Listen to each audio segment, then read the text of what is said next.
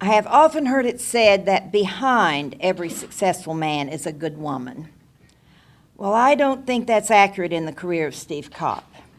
In this case, I believe that beside this successful university president walks a loving and successful First Lady. Jane Kopp has been my dear friend for more than 10 years. Our friendship dates back to my professor days at Ohio University when Dr. Kopp was the provost. I can say with no reservations that my favorite one-word description of Jane Kopp is that she is genuine. And so I say to you today, in the West Virginia vernacular, if I may, yep, folks, we lucked out.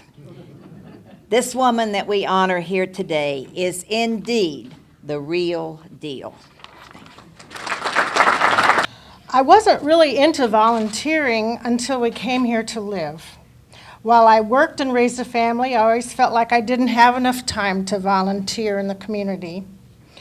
I have so much admiration, though, for people who are able to balance work and family and volunteerism. And we're fortunate here in the Tri-State that there are a lot of people who can do just that. And I'm glad that I have been able to get out and volunteer. I was asked to join the Tri-State Literacy Council right after we arrived in town. I trained as a tutor and I joined the board of directors in 2005. It's a very small nonprofit, as many are in this area, but the need for this organization is huge. I suppose that's why I probably give most of my time and effort to the Tri-State Literacy Council. I think we can really make a difference in this community, and we need to make a difference. I love serving all the organizations to which I belong. Could I do more?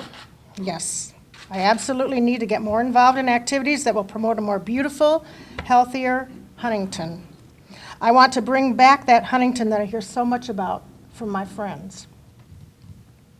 I'd like to thank Leadership Tri-State for honoring me today, and I'll try to live up to the hype. It's an exciting time, and you just need to be aware that we're fortunate in the community to have the leadership of Dr. Kopp and his blessed soulmate, Jane, because they are doing the things that are putting us in a position to enable the rest of us in economic development, with the medicine, the jobs of the future, to have an opportunity to have our communities, but to have our children grow up here and to have an opportunity to stay here and have the quality of life that many of us have taken for granted. And so that's why these two wonderful people are being recognized today for the wonderful job they have done and to receive this award that they so justly have earned. I thank you. There are two basic principles that we've operated by at Marshall. The first is that we become the manifestation of our own expectations. We have set very high expectations at Marshall University. We believe when we set a goal, we don't just believe in it, we're absolutely committed to fulfilling those goals no matter what it takes. And the other has been, as I mentioned earlier, an absolute untiring commitment to fulfilling the promise for a better future. And in order for that to happen, all of us, individually and collectively, need to take full advantage of the assets that we have in our communities, mobilize them in ways that can truly make a difference in the lives of people in the future, both today and tomorrow, and then make it happen. We expect great things.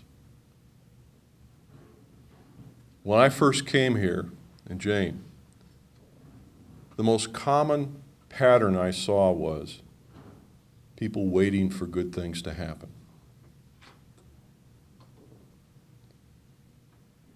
We don't wait for good things to happen, we make them happen. And when you look at where we are today, turn the clock back almost 8 years, and you ask yourself, what's different?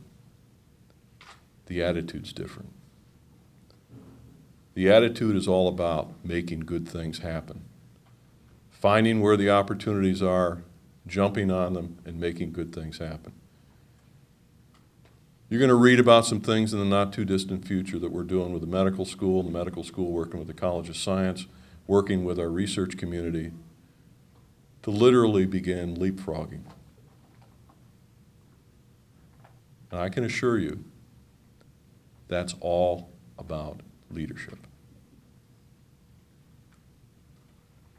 I'm very humbled and proud to accept the gift and the recognition today, but understand this, our work is nowhere close to being done, and we're very excited to be here. As I shared with Tyson, I used to tell Governor Manchin we got here as quickly as we could. Thank you all very much.